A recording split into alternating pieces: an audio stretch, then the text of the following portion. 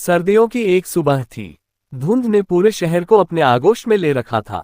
शाल में लिपटी हुई 60 वर्षीय सुधा बुआ चाय की प्याली हाथ में लिए बालकनी में बैठी थी। उनकी आंखें सामने वाली सड़क पर टिकी थी, मानो किसी का इंतजार कर रही हो।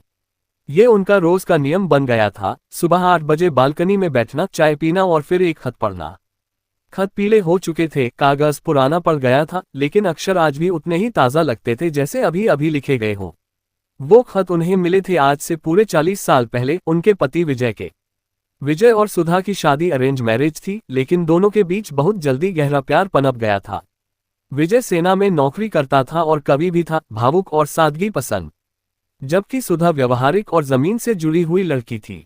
दोनों एक दूसरे के विपरीत थे, लेकिन शायद यही वजह थी कि एक दूसरे को संजो पाए। शादी के कुछ महीने बाद ही विजय को बॉर्डर पर तैनात कर दिया गया। एक सैनिक की पत्नी बनना आसान नहीं था, लेकिन सुधा ने हिम्मत नहीं हारी। हर शाम वो रेडियो पर समाचार सुनती और विजय का लिखा एक पत्र पढ़ती, जो महीने में कभी एक आता, कभी दो। और फिर एक दिन वो आखिरी खत आया। उस दिन सुधा रसोई में खाना बना रही थी कि डाकिया आया। उसके चेहरे पर अजीब सी चुप्पी थी। सुधा देवी, उसने पूछा। हाँ, सुधा ने कहा, ये विजय बाबू का खत है और साथ में एक नोटिस भी है। कहते हुए उसने एक छोटा लिफाफा और एक बड़ा सरकारी दस्तावेज बढ़ाया। सुधा की हथेलियां कांपने लगीं। नोटिस में लिखा था, सैनिक विजय प्रताप सिंह 17 दिसंबर की सुबह बॉर्डर पर शहीद हो गए। भारत सरकार उन्हें वीरता पदक से सम्मानित करती है। उनका पार्थिव शरीर सीमा पार नहीं लाया जा सका। और उसके साथ था विजय का आखिरी खत। प्रिय सुधा, जब तुम ये खत पढ़ रही होगी, शायद मैं बहुत दूर जा चुका हूँ, लेकिन मैं वादा करता हूँ, मेरी यादें तुम्हारे पास रहेंगी, तुम्हारे आंचल में, तुम्हारे हर आंसू में। मुझे मालूम है तुम बहुत मजबूत हो, शायद मुझसे भी ज्यादा, लेकिन आज मैं तुमसे एक वादा चाहता हूँ कि तुम अपनी जिंदगी जियोगी, सिर्फ मेरे नाम पर नहीं, अपने लिए भी। तुम्हारी मुस्कान ही मेरी सबसे प्यारी कविता थी, उसे मत खोना। प्यार के साथ, तुम्हारा विजय। सुधा उस दिन टूट गई थी, लेकिन उसने विजय से किया वादा निभाया। उसने खुद को संभाला, पढ़ाई पूरी की और एक स्कूल में पढ़ाने लगी।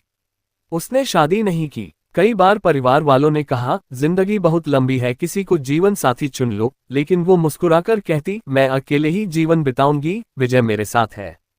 उसने अनाथ बच्चों के लिए एक छोटा स्कूल खोला, विजय विद्या मंदिर। वहां वो गरीब बच्चों को पढ़ाती, उनके सपनों को पंख देती।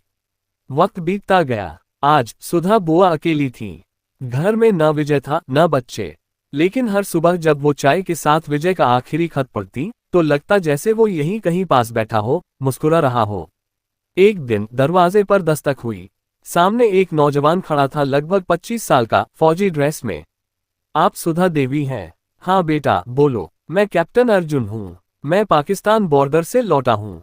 मुझे एक पुराना ट्रंक मिला जिसमें कुछ निजी चीजें थीं और उनमें था ये। उसने एक छोटा धूल भरा डब्बा आगे बढ़ाया। सुधा के हाथ कांपने लगे।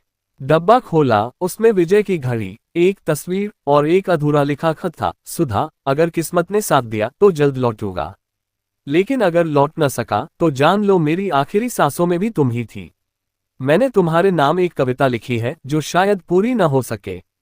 तू जहां भी रहे, मेरे शब्दों में जीना। तू मेरी सांसों में नहीं, पर यादों में रहना।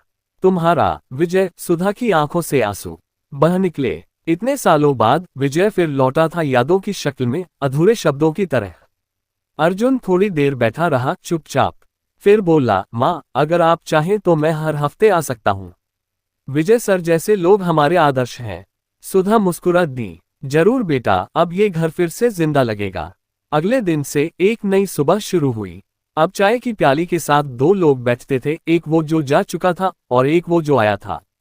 कहानी खत्म नहीं हुई थी, लेकिन अब उसे खत्म होने की जरूरत भी नहीं थी। एक कहानी, एक जीवन और एक वादा जो उम्र भर निभाया गया। अगर आपको ये कहानी अच्छा लगा हो तो लाइक और सब्सक्राइब करें और अपने दोस्तों को शेयर करते हुए एक अच्छा सा कमेंट भी जरूर करें।